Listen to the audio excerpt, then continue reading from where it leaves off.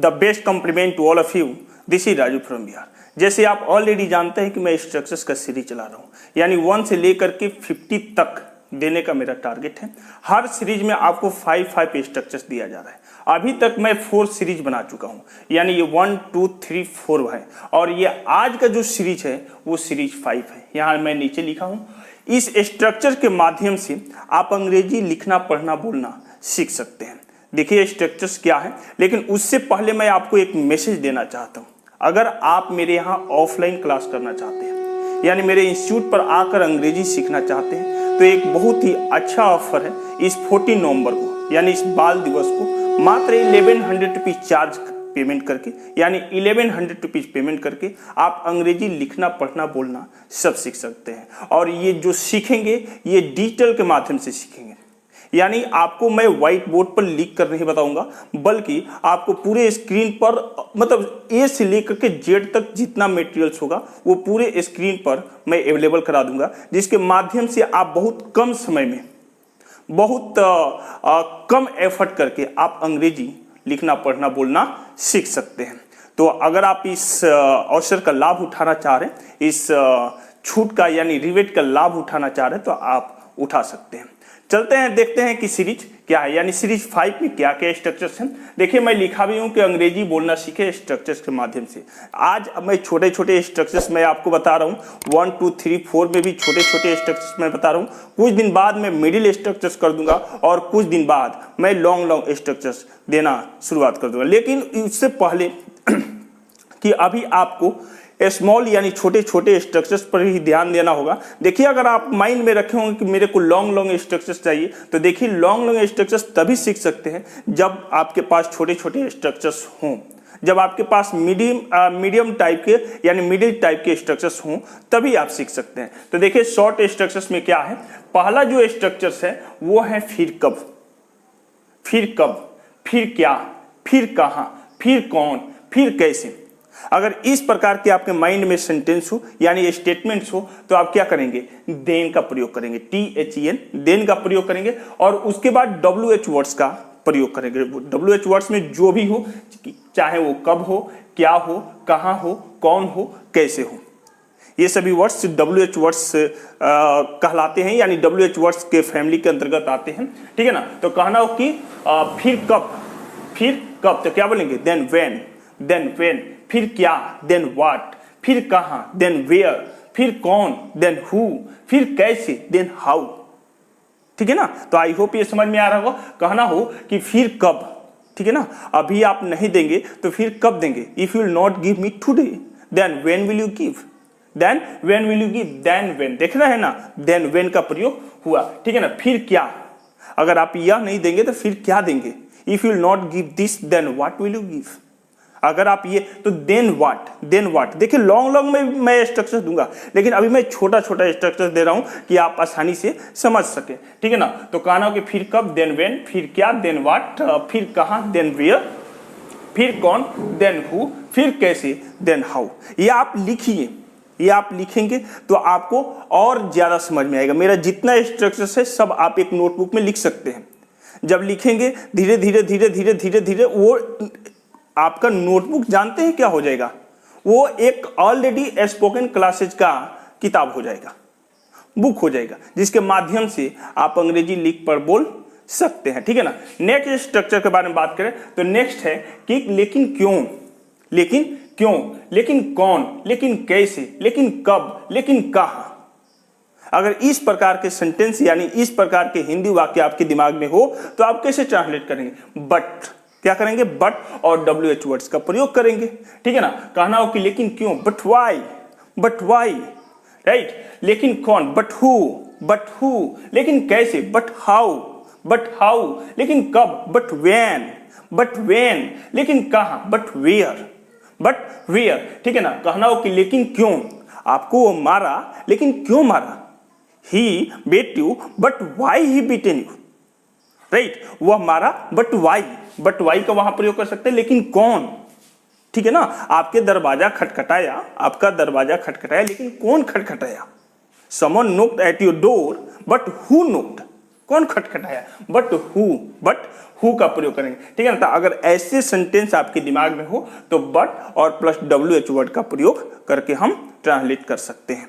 आई hope ये भी structure समझ में आया होगा। यानी 2 स्ट्रक्चर्स आप लिख रहे हैं ना भाई लिखिएगा, मैं बार बार बोलता हूं, लिखेंगे ना तभी आप मतलब अच्छे तरीके से समझ सकते हैं। नहीं लिखेंगे ना तो देखें तो बहुत सारे वीडियो क्लिप हैं, देखे हैं कि नहीं देखे, बहुत सारे वीडियो क्लिप देखे हैं, लेकिन क्या आज तक आपने अंग्रेजी बोलना सीखा? नहीं सीखे। आप लिखिए, लिख कर उसको पढ़ के तब बोल के क्या है कि नहीं आएगा। ऐसे ही हम लोग सीखे हैं, ऐसे ही सीखे हैं। इसका यही सिद्धांत है, यही नियम है, ठीक है ना, कि पहले आप देखिए, उसके बाद लिखिए, उसके बाद पढ़िए, उसके बाद बोलिए, ठीक है ना। तो आप तो देख तो रहे ही है, अब लिख दीजिए, उसके बाद पढ़िए, उसके बाद बोलिए, ठीक है ना। उसके बाद भी अगर आपको नहीं समझ में आ रहा है तो मेरा स्क्रीन पर नंबर है, आप मुझे डायरेक्ट कंसल्ट कर सकते हैं, आप मुझसे कंसल्ट ले सकते हैं, कंसल्ट कर सकते हैं। किसी प्रकार की कोई दिक्कत हो, कोई समस्या हो अंग्रेजी से रिलेटेड, चाहे वो ग्रामर से हो, स्पोकन से हो या लिटरेचर से हो, तो आप मुझसे संपर्क करके बात कर सकते हैं। आई थिंक आपको समझ में आ रहा होगा, ठीक है ना। तो कहना हो कि लेकिन कैसे, तो बट हाउ, लेकिन कब, बट व्हेन, लेकिन कहां, but where, right. Next structure के बारे में बात करें तो नेक्स्ट स्ट्रक्चर है कि कुछ सोच रहे हो, कुछ कर रहे हो, कुछ लिख रहे हो, कुछ पढ़ रहे हो, कुछ कह रहे हो, कुछ सुन रहे हो, कुछ लिख रहे हो। अगर इस प्रकार के सेंटेंस, इस प्रकार के हिंदी वाक्य अगर आपके दिमाग में हैं तो देखिएगा कि उसके लास्ट में क्वेश्चन मार्क रहता है, और क्वेश्चन मार्क रहता है तो वो क्वेश्चन राइज कर रहा है, यानी क्वेश्चन स्टैंड कर रहा है, वो आपसे आंसर लेना चाहता है, आपसे उत्तर लेना चाहता है, ठीक है ना। तो उसको बनाते हैं डायरेक्ट थिंकिंग समथिंग। कहना हो कि कुछ सोच रहे हो, थिंकिंग समथिंग सर, कुछ सोच रहे हैं, कुछ कर रहे हैं सर, डूइंग समथिंग सर, कहीं जा रहे हैं sir, going somewhere sir, right. तो आई होप ये समझ में आया होगा। कहना हो कि कुछ कर रहे हो तो डूइंग समथिंग, ठीक है ना। कुछ लिख रहे हो, writing something, ma'am writing something, कुछ लिख रही है, राइट। कुछ पढ़ रहे हो, reading something sir, reading something. कुछ कर रहे हो क्या, saying something sir, no okay no problem, saying something ma'am, no okay thank you. तो इस प्रकार के सेंटेंस को, यानी इस प्रकार के स्टेटमेंट्स को डायरेक्ट V4 और समथिंग का प्रयोग कर सकते हैं। V4 होता है ना, V1 V2 V3 V4, ठीक है ना। तो V4 का प्रयोग करेंगे और उसके बाद समथिंग का प्रयोग कर देंगे और क्वेश्चन मार्क लगा देंगे। तो आई थिंक ये भी स्ट्रक्चर आपको समझ में आया होगा, ठीक है ना। नेक्स्ट स्ट्रक्चर के बारे में बात करें तो नेक्स्ट स्ट्रक्चर है कि बाहर जा रहे हो, बाहर जा रहे हो। ऐसे नहीं बोलते हैं हम लोग क्वेश्चन राइज करते हैं, हम लोग पूरा नहीं बोलते हैं कि क्या आप बाहर जा रहे हैं, नहीं ऐसे नहीं बोलते हैं, डायरेक्ट बाहर जा रहे हो, कुछ खा रहे हो, कुछ कह रहे हो, कहीं जा रहे हो, कुछ लाने जा रहे हो, मार्केट जा रहे हो, दफ्तर जा रहे हो, स्टेशन जा रहे हो, कोचिंग जा रहे हो। अगर इस प्रकार के सेंटेंस हैं आपके दिमाग में तो डायरेक्ट आप गोइंग और +2 और प्लस ऑब्जेक्ट का प्रयोग कर देंगे। जैसे कहना हो कि बाहर जा रहे हो, going outside sir, going outside sir. Gym जा रहे हो, going to gym sir, yes I am going to gym, okay no problem, right. बाहर जा रहे हो, going to market, going to market sir. बाजार जा रहे हो या बाहर जा रहे हो तो गोइंग आउटसाइड, बाहर जा रहे हो ना तो आउटसाइड का प्रयोग करेंगे। मार्केट जा रहे हो यानी बाजार जा रहे हो तो मार्केट का प्रयोग करेंगे, गोइंग टू मार्केट।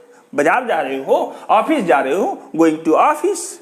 ऑफिस का हिंदी होता है कार्यालय, यानी दफ्तर भी होता है, कार्यालय भी होता है। दफ्तर आई थिंक ये उर्दू लफ्ज है, उर्दू वर्ड है, ठीक है ना। और कार्यालय जो है हिंदी वर्ड है, ठीक है ना। तो कहना हो कि ऑफिस जा रहे हो तो going to office sir, yes I am going to office. Phonetics जा रहे हो, कोचिंग करने, अंग्रेजी सीखने, going to learn English, going to phonetics, yes sir I am going to the phonetics.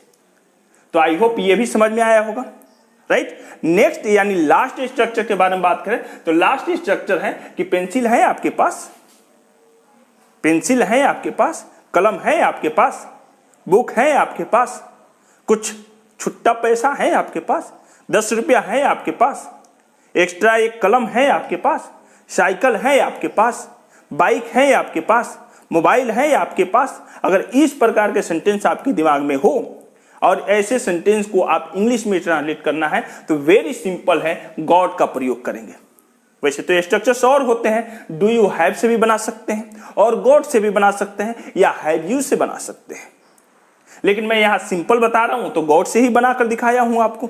देखिए एक सेंटेंस है कि पेंसिल है आपके पास, गॉट ए पेंसिल सर, या do you have a pencil sir, या have you a pencil sir, तीनों से बना सकते हैं, राइट। तो कहना हो कि पेंसिल है आपके पास, गॉट ए पेंसिल सर, चाकू है आपके पास, गॉट ए नाइफ सर, घड़ी है तुम्हारे पास, या तुम्हारे पास बोलिए या आपके पास बोलिए, ठीक है ना। तो got a watch sir, got a watch, घड़ी है आपके पास, घड़ी है तुम्हारे पास, ठीक है ना। लाइटर है आपके पास, got a lighter, got a lighter, lighter है तुम्हारे पास, नहीं है, कैसे मारते हो, सॉरी ये सब नहीं मारना है, ठीक है ना। तो लाइटर है आपके पास, गॉट ए लाइटर, ठीक है। स्टेपलर है आपके पास, पिन मारना है, got a stapler sir, got a stapler. तो आई होप ये भी स्ट्रक्चर्स आपको समझ में आया होगा।